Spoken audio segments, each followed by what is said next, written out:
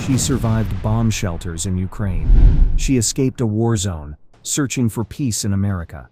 But inside a train in Charlotte, North Carolina, her life was stolen in a brutal knife attack. This is the shocking story of Iryna Zarutska, a 23-year-old refugee who outran war but not violence. Welcome to True Crime Mysteries. Today we look at a case that has shaken two countries, Ukraine and the United States. It is not only about a young woman's murder, but also about questions of public safety, crime, and politics in America. Let's dive into the story of Iryna Zarutska, who she was, what happened to her, and the debates her death has started. Iryna was just 23 years old. She grew up in Kyiv, Ukraine, when war broke out in 2022. She and her family were forced to live in bomb shelters. Like millions of Ukrainians, she dreamed of safety. She moved to the United States as a refugee, hoping for a fresh start. In Charlotte, North Carolina, Iryna quickly embraced her new life. She got a work permit and found a job at a pizza restaurant the very same day. She also helped care for animals, volunteered at a senior center, and often rode the light rail train to get around. Her family later said, "She loved America. We see her going to bury her here." The day of the attack. On August 22, 2025, Iryna boarded a light rail train in Charlotte. For her, it was just another ride. But sitting nearby was Decarlos Brown, a 34-year-old homeless man with a violent criminal history. For no reason, Brown suddenly attacked. He stabbed Iryna several times. Passengers screamed as chaos broke out inside the train. Security cameras captured the entire attack on video. That footage later helped police identify and arrest the suspect. Despite efforts by emergency crews, Iryna died from her wounds. She had survived a war in Europe, but her life ended on an American train. Brown was quickly arrested and charged with first-degree murder. But that was not the end. Federal prosecutors added another charge, causing death on a mass transportation system. This makes him eligible for the death penalty. Authorities described Brown as a repeat violent offender.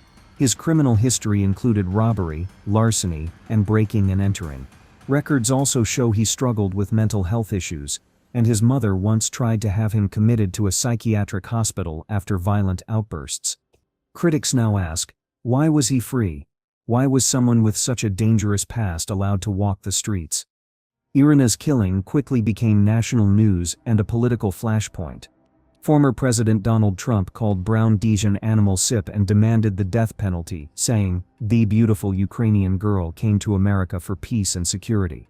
There is no other choice." U.S. Attorney General Pamela Bondi also announced that prosecutors would seek the maximum penalty, promising Brown would never again see the light of day as a free man. Meanwhile, U.S. Transportation Secretary Sean Duffy said federal money for Charlotte's transit system could be cut if the city failed to keep trains and buses safe. Charlotte Seabed's mayor admitted there had been a tragic failure by the courts and magistrates Seabed's and promised more police patrols on public transport. Iryna's death also fueled a larger debate in America. Conservatives accused local leaders of being soft on crime.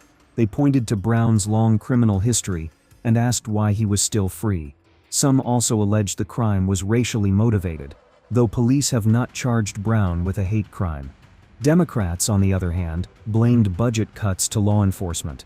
North Carolina SEP's governor said, "They need more cops on the beat to keep people safe." The case reignited anger about rising violence on public transportation and whether U.S. cities are doing enough to protect passengers. For people who knew her, Iryna was more than just a victim. She was a daughter, a college graduate, and a passionate artist. Her family described her as someone who embraced life in America, despite the trauma she had already faced in Ukraine.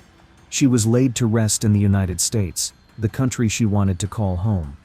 For many, her death is not just a personal tragedy, it's a symbol of how fragile safety can be, even far from a war zone.